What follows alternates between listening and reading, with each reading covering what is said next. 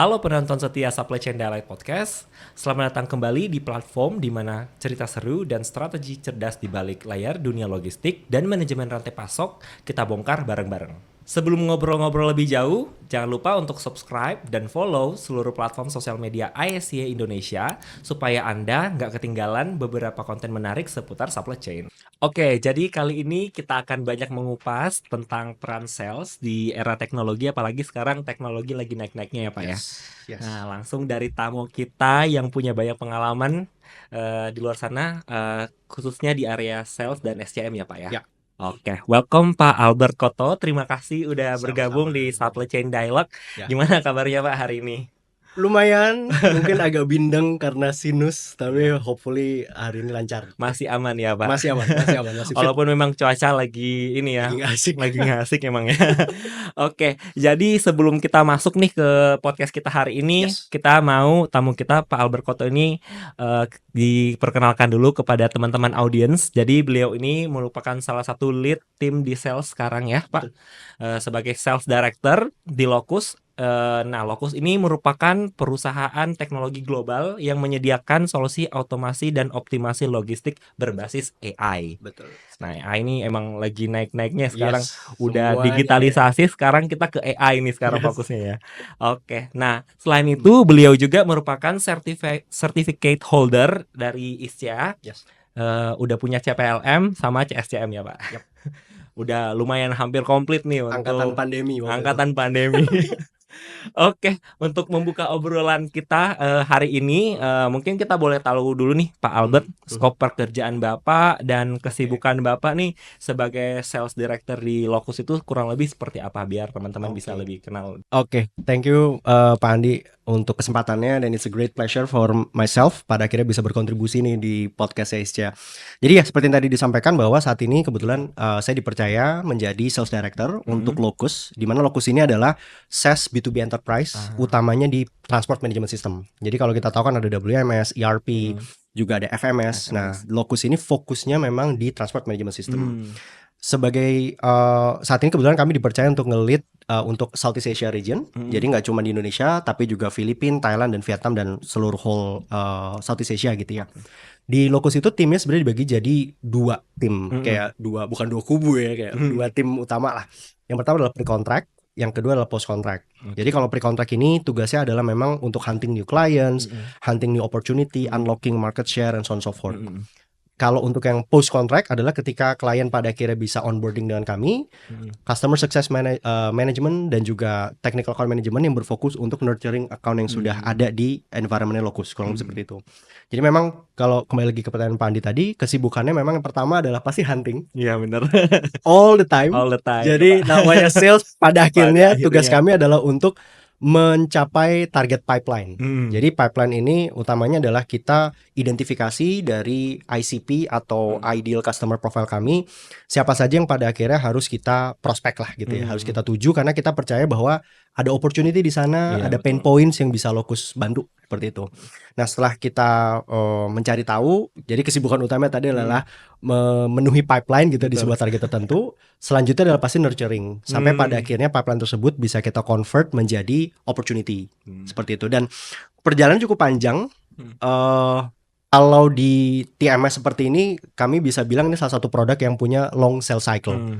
Sales cycle-nya panjang sekali. Jadi dari ngobrol pertama sampai pada akhirnya deal itu bisa 12 bulan, bisa 16 bulan gitu. Jadi bisa dibayangkan kesibukannya setiap hari adalah bagaimana maintain, nurturing prospek yang sudah ada di pipeline sampai pada akhirnya kita convert. Oke. Gitu. Kalau ngelihat secara pipeline nih memang kelihatannya simple ya Pak. Kelihatan simple. It takes time banget ya ketika Takes kita talking about sales itu emang takes time banget ya. Yes. Karena we need that process. Betul. Apalagi kalau kita ngomongin tentang sales nih di supply chain tuh kesannya kayak jualan sistem aja nih atau kayak gimana. Padahal itu sesuatu yang lebih kompleks seperti yang Pak Albert mention sebelumnya. Nah, mungkin ini pertanyaan yang menarik juga sih ketika kita ngomong tentang sales yang kompleks itu, apalagi kita ngomong tentang teknologi di supply chain. Nah, kalau kita bicara produk fisik kan kita biasanya udah biasa nih lihat orang jualan fisik. Nah, untuk digital solutions yang seperti Pak Albert punya nih saat ini, yang dijual saat ini nih, apalagi di dunia supply chain, kira-kira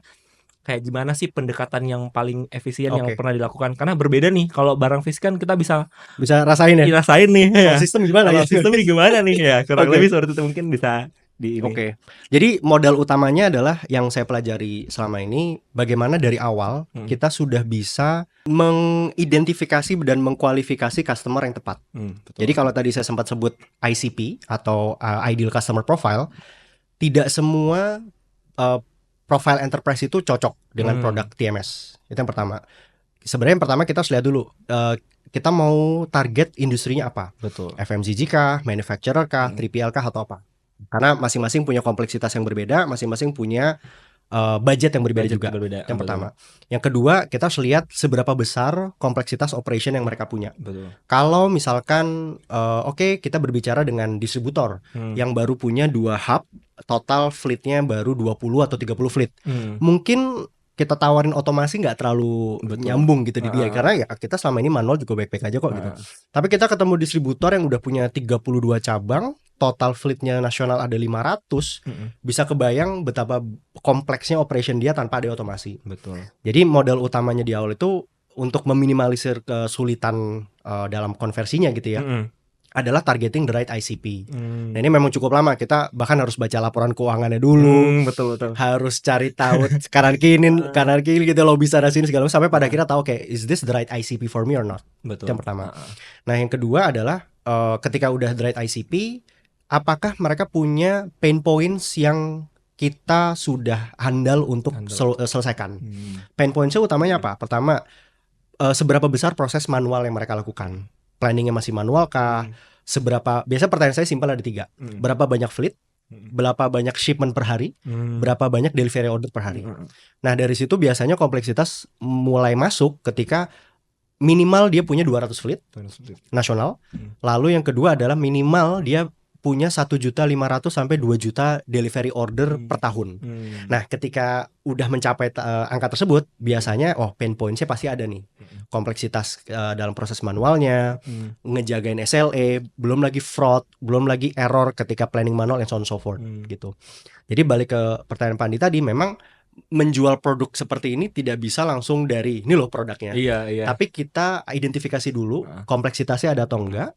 Yang kedua adalah apakah pain points itu dia rasakan juga atau enggak. Betul. Baru dari situ kita masuk, oke, untuk pain points ini kami sarankan solusi inilah yang kita biasa implementasikan dan so on so forth. Jadi nggak menawarkan produknya di depan dulu, tapi kita gali dulu, malah lebih banyak ngobrol lah gitu ya sama dia, sampai pada akhirnya oke nih, ini pain points yang sesuai dengan value proposition yang kami tawarkan. Seperti itu, Pan. Emang harus ada identifikasi tersebut ya, karena Betul. maksudnya barangnya nih, apalagi untuk digital solution itu mungkin ada beberapa udah lumayan besar transformasi beberapa perusahaan, tapi ada juga yang kayak masih gimana nih modelannya, ya kan, masih mempertanyakan. Nah ini mungkin lead kita ke pertanyaan selanjutnya, mungkin perbedaan yang paling signifikan nih Pak antara treatment pendekatan customer antara produk tradisional dengan produk yang sedang dijajak ini. Tradisional itu jamu gitu. Jamu. Kayak yang Okay. udah Oke. gitu sebelumnya, sama emang digital solution ini treatment yang Bapak rasa paling signifikan untuk bisa ditawarkan itu apa sih? Sebenarnya utamanya kita harus tahu dulu stakeholders. Karena menawarkan solusi serupa gitu ya, itu nggak bisa semerta-merta baca brosur. Misalkan kita nawarin mobil atau nawarin motor gitu ya, mungkin secara general audience mereka tahu oke, motor ini cc-nya sekian, speed-nya sekian, bensinnya sekian, lalala segala macam gitu. Nah cuman kita biasanya kalau memang produk digital seperti ini, any kind of produk digital, saya yakin nggak cuma TMS juga, adalah pasti kita harus tahu stakeholdersnya siapa dulu. Nah biasanya kita tuju ke 3 stakeholders. Yang pertama itu adalah memang usernya, direct user. Yang kedua itu adalah decision maker. Dan yang ketiga adalah technical buyer. Jadi kalau user ini artinya kita harus tahu at least role seperti logistic manager, logistic supervisor, planner, supervisor, and so on so forth, yang memang mereka day to day-nya merasakan pain point tersebut. Decision maker adalah ya berarti siapapun yang pada akhirnya mensupport keputusan untuk melakukan pembelian solusi serupa gitu ya. Sehingga kita harus mendapatkan hatinya gitu, sehingga make sense nih kalau tim saya memang saat ini lagi painful banget ngelakuin planning manual, ya saya harus dukung tim saya. Nah yang ketiga, karena ini kaitannya dengan IT solution, kita pasti selalu harus terlibat sama tim IT. Maka dari itu technical buyer masuk di situ. Seberapa kompleks sih API integration-nya? bagaimana tentang security security policy-nya yang ada di software tersebut. Apakah data-data saya akan aman? Apakah nanti data saya disalahgunakan dan so on so forth. Lalu seberapa lama proses integrasi yang harus terjadi dengan default sistem yang kami sudah ada saat itu. Karena kan pasti kita masuk ke situ dia udah punya ERP, mungkin dia sudah punya WMS, atau yang lebih menarik lagi dia sudah punya TMS, tapi dia mau ganti. Technical buyer akan mengakses seberapa kompleks proses transisinya dari pisah dari TMS yang lama ke TMS yang baru. Nah jadi memang balik lagi tadi ke pertanyaan pertama, menuju ketiga stakeholders ini pun juga cukup waktu yang cukup lama gitu ya. Sehingga pada akhirnya kita getting alignment ke semua stakeholders ini sehingga is this the right solutions for us? Or even if it's the right solution, is it the right time for us untuk implement saat ini? Apakah harus banget quarter depan atau mungkin kita harus push dulu ke tahun depan and so on so forth gitu. Jadi itu yang juga cukup nambah kompleksitas. Timeline approach-nya juga itu mesti dengan strategi yang sangat ini ya. Betul sekali. Sales achievement incentive-nya juga panjang. Tapi harus sabar itu. Harus tahu nutupinnya juga gimana nih kalau ini di platingnya ke tahun depan apa nih buat nyari nutupinnya itu ya. Betul. Kompleks itu ya sales itu Pak ya. Oke. Mungkin itu sesuatu yang kayak saya tangkap dari Pak Albert. Mungkin kalau mereka belum punya produk yang dipunya dari Pak Albert mungkin lebih gampang lah istilahnya ya Pak ya. Ketika mereka udah punya produk, nah itu pinpoint untuk compare-nya itu yang lebih kompleks kadang ya Pak ya. Nah, kalau misalnya ada nggak sih Pak dari mungkin ini kita ngobrol ringan aja ya, dari beberapa customer mungkin cerita-cerita yang kayak wah ternyata dia nggak ngerti nih, kan ada beberapa perusahaan mungkin kurang ngerti nih istilahnya ini walaupun mereka udah punya orang-orang yang IT ngerti program-program sebelumnya, tapi bagaimana nih kira-kira caranya biasa untuk ngejelasin ke customer yang mungkin lebih familiar dengan produk konvensional, mungkin istilah-istilah baru dalam teknologi yang berusaha dijelaskan oleh Bapak. Ini saya juga kadang-kadang menarik juga setiap kali kita bilangnya discovery call. Jadi discovery call itu adalah pertemuan pertama menjajaki kalau orang pacaran gitu ya. Pengen tahu dulu nih sebenarnya PDKT dulu. Jadi kita harus tahu dulu tadi pertanyaan-pertanyaan yang tadi saya sampaikan di awal, size-nya dia seperti apa, lalu berapa banyak hub and so on so forth, itu discovery call. Menariknya di beberapa discovery call ketika mereka pun udah mau nyambung sama kita gitu, mau cari tahu. Kadang-kadang juga banyak yang berpikir kami itu FMS, Fleet Management System. Atau ada juga yang berpikir, oh kalian juga TMS, WMS ya. Atau ada juga yang lebih ekstrim, mereka nanyain kalian punya berapa truk. Jadi dipikir kita trivial, dipikir kita formal jauh gitu dari produk yang ditawarkan ya betul, Pak. Betul, jadi kayak kadang-kadang waduh zong juga gitu ya. Cuman memang biasanya edukasi yang kami sampaikan adalah balik lagi ke apa sih yang bikin kalian gak bisa tidur setiap harinya gitu ya. Jadi balik lagi ke pain points. Jadi misalkan kita bicaranya ke planner. Planner ya taunya adalah setiap hari ada sekian order yang masuk, saya punya sekian fleet. Ya udah saya planning aja pakai Excel atau pakai Google Sheet segala macam. Dan dengan ini yang paling umum adalah ya saya udah tahu aja karena saya warga lokal warlock. Saya udah tahu nih driver saya harus lewat mana, urutannya mana segala macam, kayak buat apa ada sistem dan sebagainya gitu ya. Nah, biasanya menembus paradigma seperti itu yang agak sulit. Jadi sebenarnya mereka udah tahu apa yang TMS lakukan. Tapi mereka berpikir biasa reluctant gitu ya. Nggak butuh sekarang kok, saya juga udah baik-baik aja segala macam. Nah, disitulah biasanya dialognya muncul. Baik, gimana? Apa yang terjadi kalau misalkan Bapak nggak masuk dalam satu hari? Apa yang terjadi kalau misalkan besok ada perubahan besar di struktur tim delivery man-nya Bapak? Pasti kan harus ngelakuin rerouting manual, zonasinya juga harus dirombak lagi dari awal segala macam.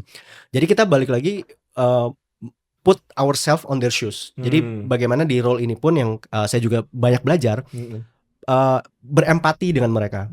Pak, kalau saya jadi Bapak, misalkan besok terjadi ini seperti ini, apa yang Bapak lakukan kalau tanpa sistem? Kalau misalkan ini terjadi, apa yang Bapak lakukan tanpa sistem? Jadi dari situ mereka baru akan ngerasain, oh iya juga ya, mungkin selama ini dia denial atau apa. Jadi sebenarnya baik ke pertanyaan Mas Andi tadi adalah TMS segala macam mereka paham, cuman memang urgensinya dan apa sih yang what's in it for me-nya kan kadang-kadang harus kita sadari lagi lah betul. Ke mereka. Oke, mungkin itu paling banyak cerita-cerita customer banyak. Saya pernah di demo juga. Oh iya. Saya pernah demo. Jadi ini buat gambaran Pak Andi juga dan pemirsa gitu ya. Jadi sebelum di Lokus ini saya kerja di salah satu e-commerce di Indonesia yang fokusnya di O2O business. Dan kami itu penggunanya Lokus sebenarnya. Jadi kami pakai Lokus dari 2018 sampai 2023 waktu itu. ya alhamdulillah dapat kesempatan saya pindah ke Pindah ke Locus ya gitu. Locus ya. Nah, cuma dulu saya adalah user sebenarnya. Mm-mm, Saya dulu ada user, dan kala awal kami menggunakan Locus, mm-mm. kita sempat ada momen di mana hari pertama kita implement, driver tuh mogok kerja. Oh, wah. Driver mogok kerja, kayak kenapa saya ditelepon sama tim di salah satu gudang, Pak, driver mogok kerja. Wah. Kenapa gitu?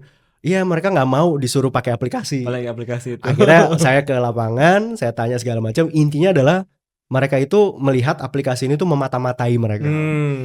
Loh, terus kenapa gitu? Iya, soalnya kan kita biasanya kalian nggak percaya sama kita. Waduh, jadi akhirnya ada provokasi ini itu gitu.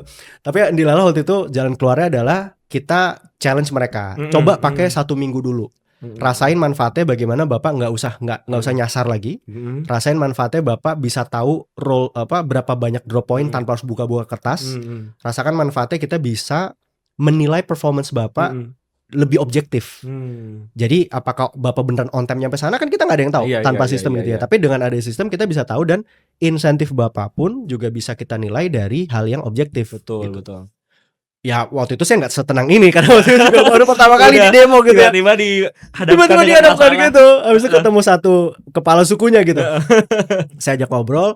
Ya alhamdulillah habis itu dia malah jadi influencernya buat teman-teman yang lain. Didengar itu malah gampang nge-influence yang lainnya. Jadi Apache-nya ini malah didengar setelah 1 minggu. Oh iya nih Pak, segala macam gitu. Jadi memang nggak cuman planner, tapi usernya si drivernya ini pun juga kadang-kadang apa sih ini gitu. Iya. Karena memang belum pernah terbiasa, belum mencoba. Belum. Jadi mungkin sesuatu hal yang baru, mungkin ya itu tantangan yang sangat umum ya terjadi ketika sangat kita umum. aplikasi. Jadi jangan heran kalau di demo itu umum.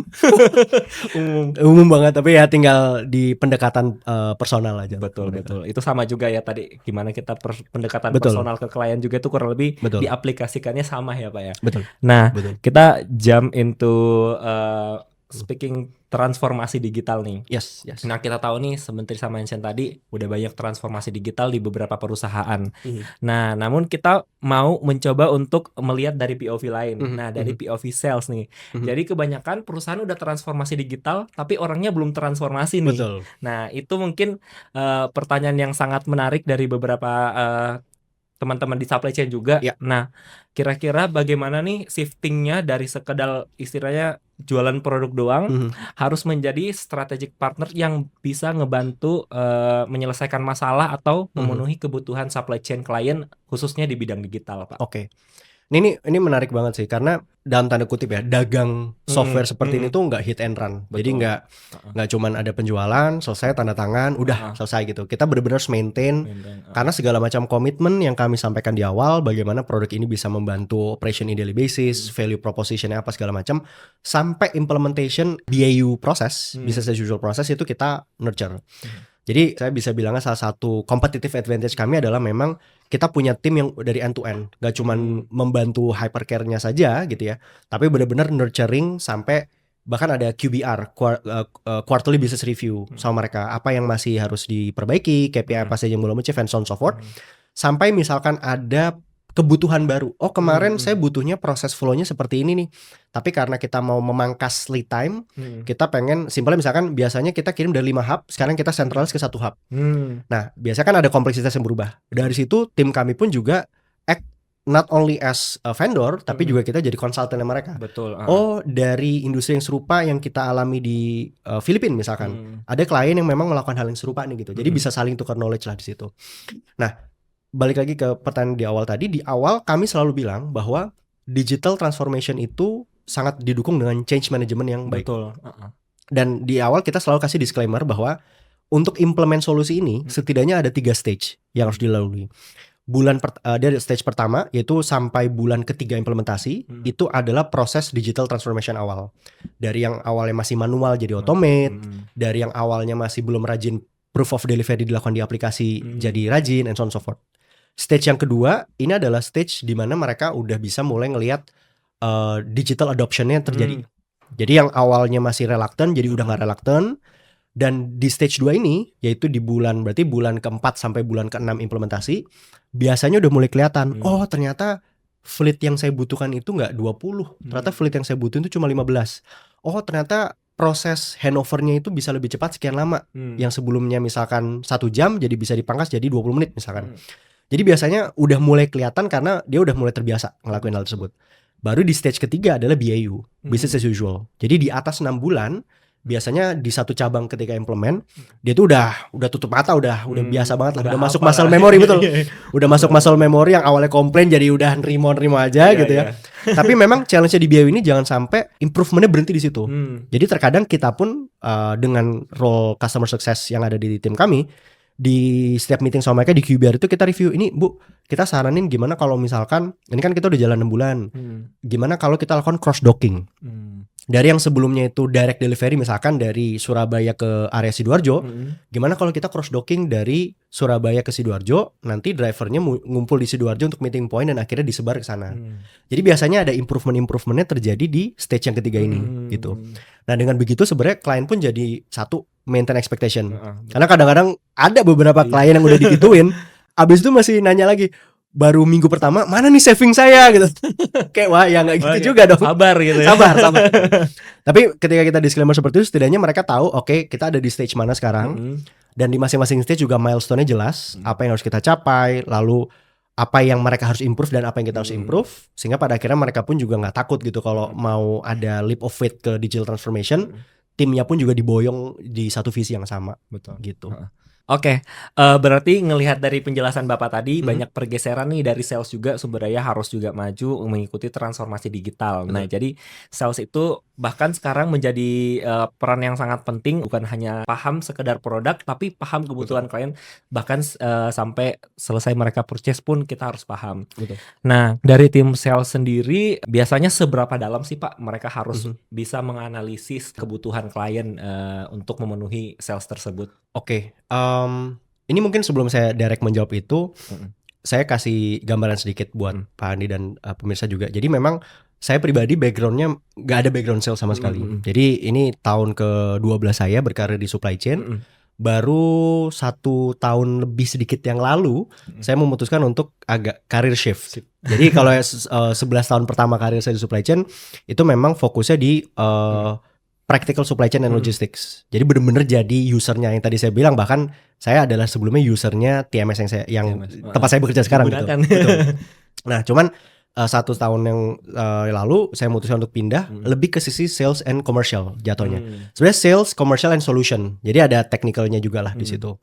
Nah, kalau tadi balik ke pertanyaan Pak Andi, seberapa dalam sebenarnya dengan skill set ketika kita menjual produk yang nuansanya adalah supply chain dan logistik, punya pemahaman dalam terkait bagaimana operation itu bekerja, siapa saja role di dalamnya, challenge siapa saja dan sebagainya, punya relevansi di situ sebenarnya sangat membantu untuk nyambung kalau ngobrol benar. sama prospek sama klien gitu ya. Karena kalau misalkan kita nggak punya pemahaman yang matang di situ dan berfokus ke produknya apa saja, fiturnya apa saja segala macam, jatuhnya yang tadi di awal saya bilang, ya bukan fokus ke pain point-nya dulu, tapi langsung ini nih kita punya AI, kita punya otomasi, kita punya ini. Loh, terus what's in it for me? Ya pokoknya ini bagus deh, ini AI gitu. Tapi memang fokusnya kalau kita punya pemahaman teknikal yang bagus, nyambung dulu diajak ngobrol. Lalu pada akhirnya mereka paham bahwa oke, dia paham nih apa yang kita alami in daily basis di operation segala macam. Baru kita oke nih, dengan begini solusinya adalah minum jamunya ini gitu. Iya, benar. Kalau misalkan di awal nawarin dulu nih jamunya ini nih khasiatnya apa? Ya pokoknya berkhasiat deh. Kan jatuhnya jadi nggak nyambung kan. Iya. Tapi building sense of relevansinya di situ dan dia juga paham bahwa kita empati terhadap prosesnya dia, akan lebih masuk gitu. Kita oke nih, ini dulu juga saya alami loh, bahwa proses planning yang cukup lama segala macam, kita paham bahwa situasinya bisa jadi shiftnya jadi molor. Dari yang awalnya cuman butuh 2 shift, gara-gara planningnya lama dan banyak manual segala macam, jadi 2,5 shift misalkan. Dari yang sebelumnya itu nggak tahu berapa fleet yang harus disediakan, akhirnya banyak idle fleet, dan pada idle fleet akan menuju ke idle cost dan banyak lah impact lainnya gitu ya. Nah dari situ pun kita jadinya, mereka pun jadi paham gitu. Oke, dia paham nih solusinya, permasalahannya apa, sehingga ketika kita masuk dengan solusi lebih ring any bells lagi gitu. Kayak nyambung nih gitu. Oke. Jadi memang secara ini bukan cuman membantu customer, tapi Betul. memang membantu kita juga untuk lebih paham gitu ya. Banyak hal-hal yang bisa efisien dilakukan di sales Betul. tradisional dulunya, malah Betul. ke-cut gara-gara ada aplikasi yang membantu kayak gini. Betul. Kita pengennya setiap kali ngobrol tuh ada nuansa I feel you I lah. feel you, I iya. feel you, no worries gitu. Been there Karena dan that. memang sekarang pendekatan sales tuh harus lebih personal lagi. Harus lebih Pak. personal Benar. lagi gitu. Kalau butuh kita ngantor di hubnya, kita ngantor gitu. Benar. Karena itu juga. Jadi salah satu dari step yang kita lakukan adalah ketika discovery call yang tadi saya bilang di awal, biasanya step kedua kita nawarin boleh nggak kita on ground visit. Karena ketika kita on ground visit bareng sama planner, maksudnya bukan on ground visit cuma meeting offline ya, tapi kita juga pengen duduk bareng di samping plannernya, kita pengen lihat operationnya dia gimana segala macam, sehingga sense of relevansi juga kelihatan lah di situ. Jadi bukan cuma I feel you on paper, tapi juga kita beneran kesana. Gitu. Bahaya itu Pak biasanya. Tapi memang itu yang maksudku membuat bagaimana tren sales dari dulu sampai sekarang itu sangat berbeda. Kayak ya kita tahu in the end goalsnya emang adalah bisnis dan sales, tapi emang cara approach-nya, pemahamannya kita terhadap orang-orang sales itu memang harus lebih diperkaya lagi dan ngikutin zaman sekarang. Kalau mau nodong langsung jualan mah orang lari duluan istilahnya kan Pak ya. Jadi kayak sama aja dengan kehidupan, kita kenal orang, lama-lama kayak aku punya kayak gini dan itu lebih terbentuk secara natural aja penjualannya, betul. Dan emang kalau penjualan seperti itu pun menurut saya ya nurture-nya lebih enak juga, karena kayak udah saling ya seperti Pak Albert tadi bilang sense satu sama lain. Bahkan ibaratnya udah sedekat itu pun ketika ternyata endingnya decision maker-nya say no ya nggak boleh baper. Iya. Tapi ya biasanya masih bisa ngegali opportunity masih yang bisa lain. Opportunity Benar. Lain. Jadi sales juga ibaratnya harus optimis ya. Udah kebuka gitu. Iya, udah kebuka, tinggal nunggu aja masuknya kapan nih kira-kira. Oke.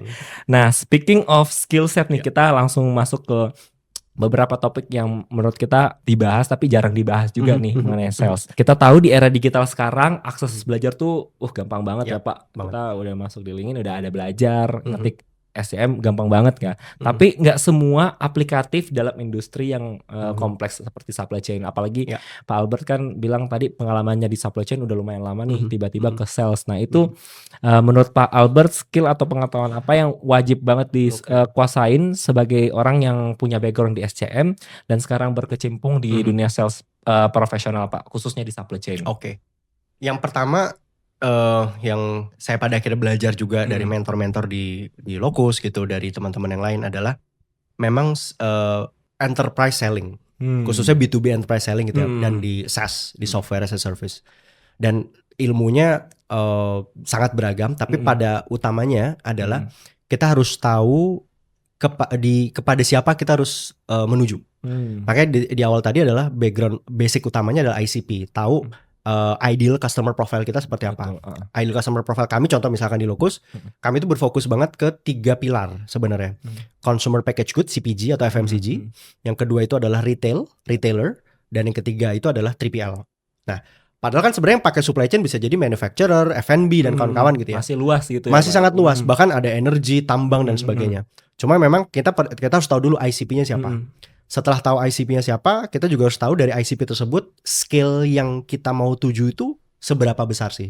Karena namanya belanja SaaS itu jatuhnya investasi kan. Kami harus dibekali dengan pengetahuan ROI yang jelas. Jadi kalau kalian invest di TMS sekian ratus ribu dolar gitu misalkan per tahun, ROI yang didapatkan itu harus berapa banyak? ROI itu bisa dari savings atau bahkan dengan implementasi TMS seperti ini malah penambahan pemasukan dari service yang semakin dipercaya customer karena jadi lebih tepat waktu, jadi ada penambahan pemasukan misalkan. Jadi pemahaman ROI pun juga harus kita pegang di situ. Baru yang ketiga adalah ketika kita udah tahu ICP, kita udah tahu tadi volume seperti apa, ROI seperti apa, disinilah proses kualifikasi kita masuk. Jadi misalkan dari ICP yang ada, saya udah punya, kita sebutnya TAL, Target Account List. Dari Target Account List yang ada 100 tadi, kita approach satu-satu. Nah ini yang balik ke pertanyaan paling pertama tadi, kesibukannya apa? Kesibukannya tuh. Ini nih kesibukannya. Di Lala saya dibantu sama salah satu tim namanya Sales Development Representative. Tugasnya adalah cold calling. Ya yang kayak biasa kan di LinkedIn kalau halo apa kabar gitu-gitu. Nah, saya dibantu banget sama satu tim saya ini untuk membuka jalan ke sana. Hmm. Dan ketika kita ada discovery call yang pertama kali, yang kita harus lakukan adalah kita kualifikasi. Kita sebutnya BANT, BANT, Budget, Authority, Needs, and Timeline. Jadi kita harus tahu dulu, Bapak ada budget berapa, otoritas untuk granting implementasi TMS itu ada di siapa, needs kalian tuh apa, apakah cuman dari sisi last mile delivery, atau ada mid mile, atau ada yang lain. Sama yang terakhir timeline, implementasinya kapan. Nah, ketika kita udah identifikasi dari BANT qualification ini, biasanya ngobrolnya juga lebih enak. Karena saya juga jadi tahu, oh ternyata yang berotoritas untuk melakukan pembelian, keputusan pembelian ada di CEO-nya misalkan. Ya berarti kami harus approach CEO-nya seperti apa, ngobrol lagi sama mereka dan sebagainya gitu. Nah, itulah yang ilmu yang saya pelajarin banget selama setahun terakhir ini dari sisi B2B sales. Itu bisa didapatkan di macam-macam tadi ya. LinkedIn Learning juga ada. Saya pribadi baca buku Selling the Cloud, itu bagus banget bukunya. Sama yang ngobrol sama mentor dan sebagainya. Di luar itu, fundamental supply chain-nya pun juga udah harus kuat. Karena ketika tadi kita udah ketemu sama otoritasnya misalkan Chief of Supply Chain. Ketika kita ngobrol sama Chief of Supply Chain tapi kita nggak tahu background supply chain seperti apa. Betul.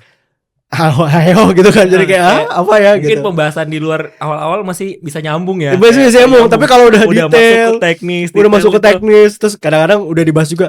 Iya kemarin saya tuh udah gemba ke lapangan segala macam lah. At least kan buzzwords gitu, jadi kita paham gitu ya, supaya nyambung. Gitu. Jadi memang pilarnya tadi dua sih, B2B enterprise commercial yang tadi saya sampaikan di awal tentang ilmu sales dan komersialnya, didukung juga dengan fundamental supply chain yang bagus. Gitu. Ini nyambung nih ke pertanyaan saya selanjutnya nih Pak. Nah itu kan sebagaimana kita tahu seorang sales tuh most likely bakal paham banget nih tentang produknya. Nah speaking of supply chain management, apakah seorang sales itu wajib nih punya standar tersendiri, misalnya dalam skill level atau gelar ya, misalnya kan Pak Albert udah ambil 2 sertifikasi di ISCA, agar bisa lebih trusted gitu dalam menawarkan solusinya. Nah kira-kira gimana sih pandangan Bapak? Apakah ada standar atau kayak minimal harus kayak gini, kayak Pak Albert bilang harus tahu ini segala macam? Oke. Ini menarik banget sih karena belakangan ini pun juga saya banyak ketemu orang yang masih muda-muda banget. Masih muda-muda banget, umurnya 24, 26, masih entry level lah gitu ya. Tapi di LinkedIn profile-nya dia udah bisa bilang supply chain advisor. Waduh. Saya juga kayak oke. Ini mungkin pas kuliah udah ngambil course profesional kali ya. Jadi sebenarnya kalau dilihat standarnya seperti apa, pada akhirnya kita nggak cuma ngeliat dari title, kita nggak cuma ngeliat dari sertifikasi atau dari apa gitu. Sertifikasi, pendidikan itu sebenarnya sangat mendukung pastinya. Tapi yang paling utama itu adalah jam terbang sih. Seberapa sering dia ada di lapangan dan merasakan pain points yang tadi kita sudah selalu keluar-keluar di awal. Bisa aja yang bersangkutan bilang supply chain advisor, tapi advising-nya dia itu ya lebih ke advising. Dia nggak pernah ada di lapangan, dia nggak pernah ada di bagian dari yang merasakan pain points gitu ya. Biasa baru ketahuan tuh ketika ngobrol sama mereka. Nah, standarnya sebenarnya yang pertama kalau menurut saya, yes tadi sertifikasi, pendidikan sangat menunjang, tapi akan lebih menunjang lagi ketika didukung dengan jam terbang yang mumpuni. Nah, jam terbang ini kelihatan dan teruji bukan pas baca LinkedIn profile, tapi teruji ketika seberapa nyambung dia ngobrol sama multiple stakeholders. Seberapa nyambung yang tadi saya bilang bicara dengan driver yang demo, seberapa nyambung juga bicara sama C-level yang decision making gitu. Nah, kalau spektrum itu kita udah kuasai, biasanya kelihatan oh ini anak memang jam terbangnya tinggi gitu loh. Tapi memang adanya sertifikasi dan seperti yang saya pribadi rasakan di sini adalah itu biasa jadi opener yang baik. Betul. Apalagi dengan sertifikasi apapun gitu ya, pasti ada network di situ. Biasanya kita buka, oh ikut ini juga ya, saya juga CPLM nih, saya juga CSCM nih gitu. Itu bisa lead to another business. Exactly. Karena memang saya percaya pintu ada di mana aja lah gitu. Kita nggak tahu yang mana yang dibukain. Cuman artinya itu adalah starting point yang bagus untuk networking dan juga pintu yang bagus untuk starting credibility. Ketika kita ngomong sama orang udah ada sertifikasinya, at least dia udah di alam bawah sadar dia udah ngeliat kita oke nih kredibilitasnya di sini. Gitu. Tinggal nanti sepanjang ngobrol bener terbukti di sini atau ternyata zong gitu agak kurang dikit atau gimana gitu. Atau kayak ini palsu ya. Gitu. Nah, dari situlah biasanya kelihatan gitu. Jadi memang lumayan bantu untuk trajectory di awal.